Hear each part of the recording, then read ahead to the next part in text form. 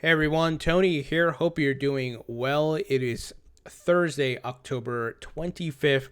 I have some positive news for you guys. The first is the SEC, if you recall, set a deadline for tomorrow, October 26th, to review the Bitcoin applications that were previously denied. And if you recall, they opened it up for public discourse where people could send in their thoughts for or against and that type of thing. So I'm not saying we're going to hear a decision tomorrow, but at least we know that they set a deadline and they're going to be taking some action. Now, this coupled with the recent news I shared with you guys where the SEC launched the FinHub, which is a platform, a resource center for ICOs who want to ask questions. So they're obviously making moves, and it seems like they put crypto as a priority now because all the big players are getting in the market. We know Bakkt is going to launch their own physical ETF, so I think there's some pressure on the SEC guys. Now let me give you, let's see here, some details about what's coming up tomorrow, or the announcement, so to speak, that they said. So it says here the SEC has requested that any party or person may present to it statements in support or rejection of a Bitcoin ETF by October 26th. So they're going to start the deadlines tomorrow, so they're going to start reviewing that. How long is it going to take for them to make a decision? We don't know. Some people are speculating that, like Mike Novogratz and Rand Neuner and so forth, are speculating that they may give an announcement in Q1 of 2019. Some are saying we could hear something in November, December. Who knows? But I want you guys to at least be aware of this, because if they possibly give an approval of some of these ETFs by November or December, guys, I think definitely a catalyst for the bull run. That with the Bakkt being launched December 12th, definitely could spark a run. Let's wait and see. Once again, I'm not saying they're announcing anything tomorrow. I'm just letting you know that we're going to be reviewing things starting tomorrow, because they're going to have the deadline is the cutoff is tomorrow, guys. So interesting week and month of November ahead, and December as well. So keep holding. And next news, Ripple released their Q3 2018 XRP Markets Report. Not made any major significant takeaways, but remember Brad Garlinghouse said that there would be a significant increase in the amount of institutions purchasing XRP. Well, he was correct. They had their a record-setting month here. Ripple sells 163 million in XRP a month amidst rising volatility and volume in Q3. Ripple sales accounted for 0.43% of the global XRP volume. 3 billion XRP released out of the cryptographic escrow. 2.6 billion XRP returned to escrow. Wall Street firms clearly take early steps towards providing institutional custody for digital assets. So Ripple is obviously selling XRP to certain folks. We know that with XRapid, there are going to be some exchanges that are liquidity providers, right? Coins.ph, Bittrex, and I forgot the other one. There was three main ones. I forgot the name of the other one. But we know some will be buying off the exchanges. Some are going to hold. And Ripple has been transparent about this. I know David Schwartz himself had spoken about this, that there are benefits to these institutions holding XRP. So they're obviously buying directly from Ripple over the counter. And obviously you have those that are going to buy from the exchanges. And there's a lot of use cases piling up, obviously, with Ripple's Spring initiative. If you guys saw my video from earlier where I interviewed Tom McLeod, the CEO and founder of Omni, just integrated their first phase of XRP, and this is part of the Spring initiative, right? Where you have other companies like SB Projects from Scooter Braun and a whole bunch of, your Coil, and you have a whole bunch of others. So not just money transfer, but in marketplaces and ecosystems. And, there's a lot of exchanges now launching using XRP as a base currency. We know about the Codius project that is in the works. So big things are ahead, a lot of use cases. So I'm going to do a video, breaking down all these use cases and how even with the supply of XRP that Ripple has and what's already in the market, it's going to be interesting that because remember, people are going to be buying and holding. People are going to lose some. There's a burn rate. There's a lot of factors that's going to be important for the price to increase naturally just for this to all function, because You think about it, year after year of transactions and usage and burn rate and people holding and some people losing and things along that line, right? And transfer of billions and trillions on via XRapid as the banks and so forth start rolling out. So what we saw is that Vanessa Pestritto, who is the director of the Spring Initiative at Ripple, she today was on stage at the ATEC conference in Aruba. And here's what they tweeted. Taking the stage now is Vanessa, director of Spring. Ripple believes in technology that enables greater efficiency in day-to-day living and as a result enriches the lives of those that utilize it. So notice Ripple is out there promoting XRapid and the usage of XRP, also the Spring Initiative. So very big things are ahead, and I hope you guys don't miss it. And I know some of you get impatient, but you got to be patient. This is how investing works. And you got to let the utility kick in, let all these respective financial institutions roll out on XRapid. All these companies like Omni, I just go look at the interview. I published it earlier today. Let them start implementing and let the utility kick in. And then as the market matures, we're going to see for sure XRP is going to dominate. I've said it many times. It's going to shoot to number one. It's going to take the number 2 spot permanently from Ethereum. Then it's going to battle Bitcoin. Then it's going to capture number 1 spot. But is that going to happen next month? No.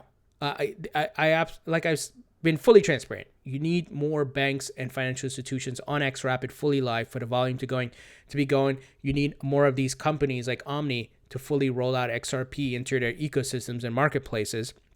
More exchanges to list XRP as a base currency, like we're seeing with DCEX and as Ripple XRP United. So these things are happening slowly but surely. Let's let them play out. And speaking of utility, here, the XRP Tip Bot. Many of you have used it on Twitter, and it's an easy way to tip people XRP. And obviously, that can be done via Coil now. Like my YouTube channel here is enabled with Coil, where my tips go to the XRP Tip Bot account, and people tip me on Twitter and so forth. So thank you for those who have. And now there's apps for it. So you have both a Android and your iOS, guys. So it's going to make tipping much more easier, guys. And there's actually some news someone tagged me in, and I actually forgot to pull it up here, but I'm going to do it now. Some folks tagged me in some news about some European banks which are going to be enabling tipping, but there's no mention of Ripple, but it's very curious because it's what XRP Coil and XRP Tip Bot have been doing essentially. So let me pull this up here for you guys. Here it is. European Central Bank launching allegedly. So European Central Bank launching its allegedly Ripple-powered instant payment service next month. I think this is the tipping article, if I'm not mistaken. Let's see.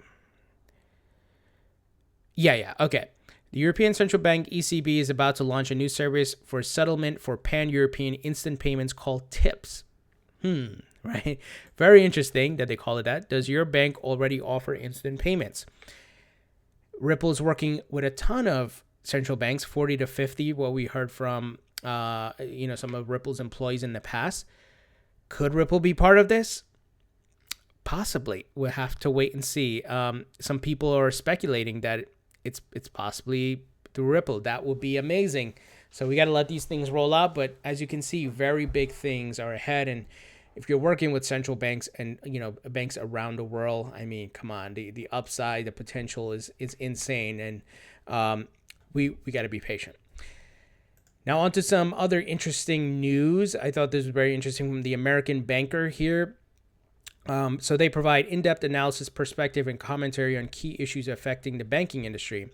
And what they're talking about is the growing number of former regulators are now advisors or directors at crypto firms. If you at any point still don't understand what's going on here in this new asset class and the revolutionary technology, which is the next layer on top of the internet, blockchain, you really need to look at things like this, because a lot of government officials, a lot of Wall Street officials now moving to crypto companies, exchanges, businesses, whatever it is.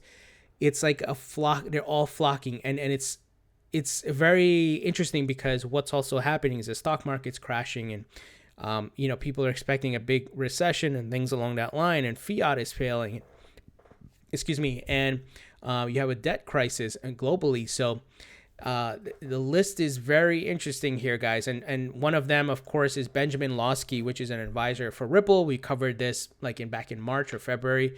So he's listed here. And you got people from the CFTC, the Treasury, who, like Juan Zarate, who's now a director at Coinbase. Benjamin Losky, he's a director at Ripple. So there's a migration, a flock. And we talked about like the NASDAQ COO who I forgot, what company was she joining? It's slipping my mind. There's so many of them who are making the move. And if that doesn't give you an indication of what's to come and where this market is going, then I don't know. There's no hope for you. But if you understand how government, politics, money, and all these things, business works, you definitely get it. This is a big sign of things to come, guys. That this market's going to be fully legitimized, and it's going to grow the same way the stock market did. And it's crypto's a new asset class, and blockchain is the next internet. So be patient. And another factor here, or fact of what blockchain and crypto is, how it's going to take off and grow. The co-founder of Apple, yes, Apple that makes iPhones, iPads, computers, most famously known as one of the founders, Steve Jobs, but also the co-founder, Steve Wozniak. If you guys don't know who he is, definitely look him up. He's a smart guy. He's the one who, Steve was the marketing visionary guy, but Steve Jobs was the marketing visionary guy, but Steve Wozniak was the one actually building the technology. Look it up. Look up the history. So this guy's very smart. He's super rich. I mean, he doesn't need money. He is ridiculously rich. He is a big advocate and very bullish on crypto and blockchain. He's been on the record saying, as far as technology that has excited him in the past, he's most excited about blockchain technology. Now, this is no random Joe Schmo, some dude off the street. This is Steve Wozniak, the co-founder of Apple. So another indication of what is to come. Very big things are ahead, guys, but you got to be patient. So I'm not going to read everything here. You guys can certainly read up on this. He's been at a lot of crypto conferences, but I mean, look at this. Look at what's happening here. We got government officials and Wall Street officials going to crypto companies. You have very influential, smart people who see the potential here. So keep holding, be patient. I do want to share this Warren Buffett quote here. The stock market is a device for transferring money from the impatient to the patient. I know I keep saying be patient, but I'm responding to a lot of the comments I see. People are like, oh, there's so many good news and nothing's happening. And they're like, why? And they're venting and complaining. And it's like, be patient. Nothing is guaranteed to any of us, right? But we look at the facts, we look at what's happening, and we can make some educated guesses. And we are ahead of the curve here. We are the early adopters. We just have to be patient. I've said it many times. We're in the infrastructure stage. The infrastructure is being built out, the foundation being laid. I got in the market late 2016. So if you guys, I would, back then, we didn't see news like this. We didn't hear about TD Ameritrade and Fidelity and Wall Street and all of this happening. The fact that many of you are complaining, seeing all this news, man, I wish in 2016 you wouldn't last a month, most of you. You really need to grasp what's happening here. Be patient. I know a lot of you have been holding, and you understand the macro level, the vision of what's to come, and those who are patient will be rewarded. And many of us don't even have millions of dollars in this, right? I don't have $1 million. A lot of the big money do. So this quote is very applicable because those guys are holding as well. And trust me, they want to make money. So you got to be patient, and we'll ride the wave up of when they start pumping it and when all the news kicks in and all of that, guys. So it doesn't matter how long this bear market lasts. It could go into 2019. I don't care. I've already seen what I need to see, and the validation when I see guys like Steve Wozniak, when I see the flood of people from banks and Wall Street and government going to crypto, when I see TD Ameritrade and Fidelity and all these Wall Street gurus getting into it, I've already have my validation. I'm just going to kick back, buy the dips where I can, and just hold patiently, because this is the future right here. Anyway, guys, what do you think about this news? Would love to hear your thoughts and comments. Leave them below. Thumbs up if you like this video. Please subscribe if you haven't already. Don't forget to follow me on Facebook and Twitter, and I'll talk to you guys later.